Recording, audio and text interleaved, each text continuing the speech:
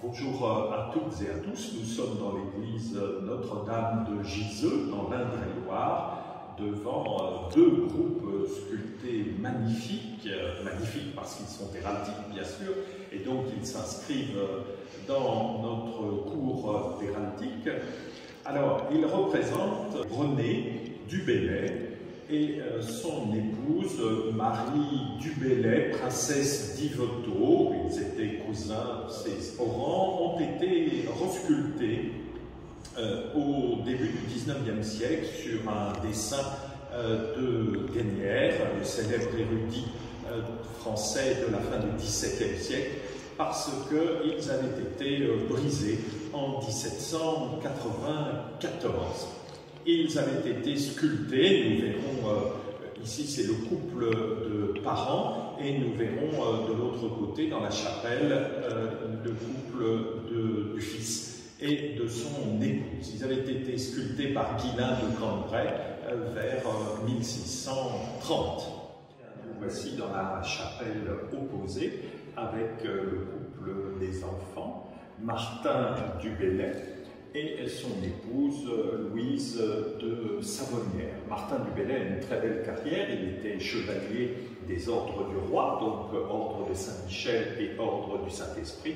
Il a été gouverneur de Normandie et c'est lui qui commande ses orans pour ses parents et son propre couple. La signature du sculpteur, N. Guillain dit de Cambrai, point pour Féquit. Voici donc la signature du sculpteur qui était membre de l'Académie royale de sculpture. Les armes de Martin du Bellay, donc d'argent à une bande de fusée de gueule à 6 fleurs de lys d'azur posées en principe en orle. Mais ici, ils les ont disposées plus confortablement. Une couronne à l'antique et les colliers des ordres du roi. Il est représenté dans son magnifique et somptueux manteau de l'ordre du Saint-Esprit.